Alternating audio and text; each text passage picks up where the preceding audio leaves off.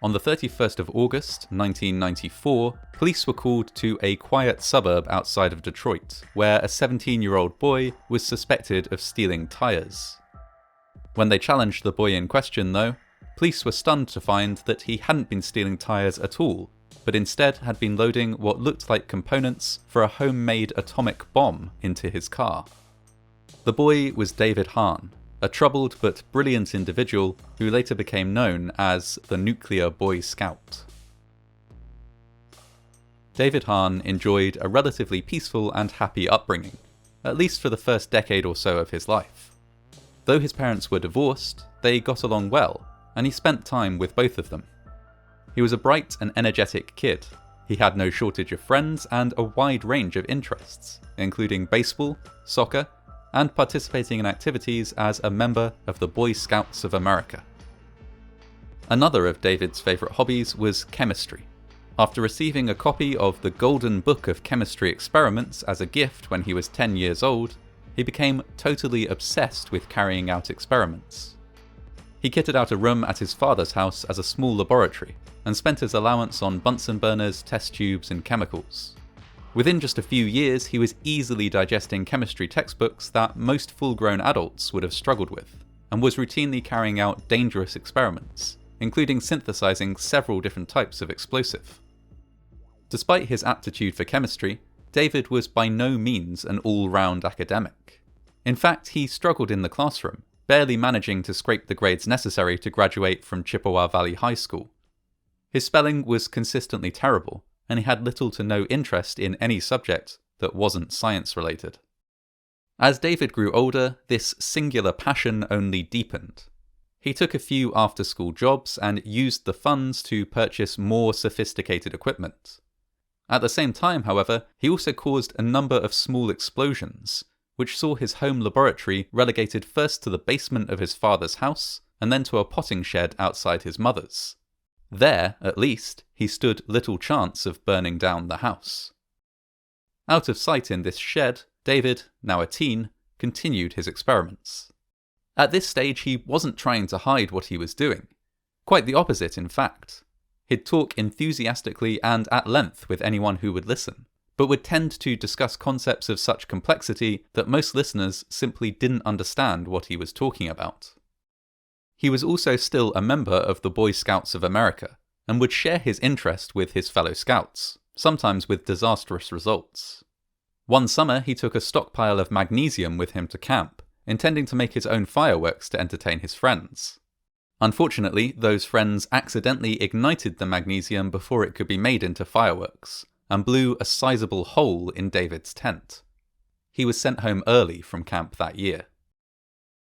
Despite this and several other similar setbacks, David was still keen on scouting, and was in fact working his way towards the status of Eagle Scout. To do this, he would need to earn 21 merit badges. Merit badges serve as markers of achievements within the Boy Scout organisation. They are typically given when a scout can demonstrate mastery of a certain topic or skill, be that wilderness survival, knot tying, canoeing, needlework, or any one of hundreds of other activities. David's interest in science naturally led him to seek a badge in atomic energy.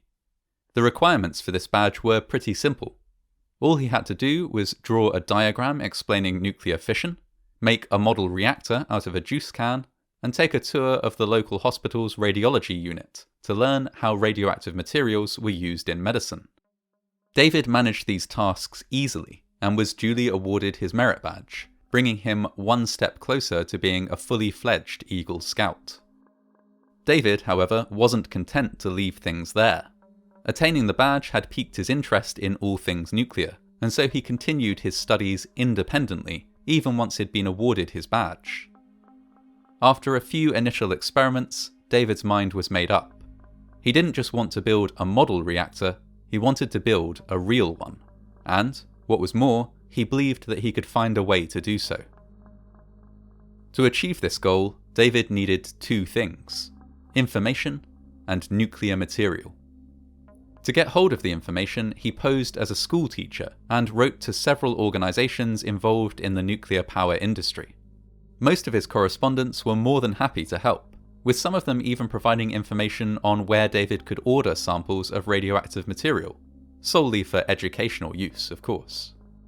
Using this information, David set about collecting his nuclear material. He purchased hundreds of surplus smoke detectors and extracted the radioactive americium from within. He attempted to process pitchblende into uranium, burned lantern mantles to produce radioactive ash, and scoured antique stores looking for devices with radium-coated luminous dials. He would purchase these and scrape off the radioactive paint by hand, collecting a sizable store of radium. After months of trial and error, David was able to put together a makeshift core for his reactor. A ball of scavenged and synthesized radioactive materials wrapped in tinfoil, surrounded by cubes of radioactive ash and carbon, all of it held together with duct tape. A mail-order Geiger counter confirmed to him that it was indeed very radioactive, and that as time went on, it seemed to be becoming more so. David was delighted with the results. In a later interview, when asked about the radiation levels he was detecting at that time, he said, "It was radioactive as heck." It was clear that David knew what he was doing was risky, but perhaps that he wasn't aware of just how risky it was. The precautions he took were relatively light. He wore a lead apron, threw away his clothes after each session in the lab, and hung a misspelled warning sign on the door of the shed. A breeder reactor, the type of reactor that David was trying to build, not only generates energy, but also converts non-fissionable material into fissionable fuel that can then be used to generate more energy in turn. The device David had built certainly seemed to be doing this. With each day that passed, it became more and more radioactive. After several days, David noticed that he could detect radiation not just within the shed, and not just within his mother's garden, but also much further down the street. It was this that convinced him, finally, that building a nuclear reactor in his shed was perhaps a bad idea. And so, calmly and quietly, David began disassembling his reactor and loading its component parts into the trunk of his car. It was as he was doing this that the police were called, ostensibly because a passerby believed that David was trying to steal tyres off parked cars. When the police arrived on scene and searched David's car, however, they found something much more alarming. Inside was a wide array of scientific equipment which David warned them was radioactive. Fearing that what they were looking at was a bomb, the police called the FBI and summoned bomb disposal experts to the scene. The car was seized and David was questioned at length. Nobody could quite comprehend what he had been doing, and he was very careful about what he told the police, only initially providing them with his father's address. This meant that his radioactive shed remained standing and unguarded for several months before authorities became aware of its existence and what David had gotten up to there. During this time, it is thought, David's mother quietly disposed of several pieces of equipment stored there by throwing them out alongside the regular household garbage. When the shed was investigated, it was found that background radiation levels there were more than 1,000 times higher than the norm. The whole thing was sealed off and painstakingly demolished at a cost of around $60,000. Every single piece of the shed and its contents was sealed inside metal barrels and transported out to Utah to be buried in the desert alongside waste products from the manufacture of atomic weapons. David, who stayed tactfully silent when questioned, escaped legal consequences for his experimentation, but nonetheless, the incident did change his life. After his shed was demolished, he was forbidden from engaging in science experiments of any kind by his parents. His friends, teachers, and even group leaders within the Boy Scouts began treating him with distrust. He once even had a Valentine's Day balloon he had been given as a gift confiscated by his school for fear that it might contain chemicals he could use for further experiments. As he got older, his parents pushed him to join the armed forces.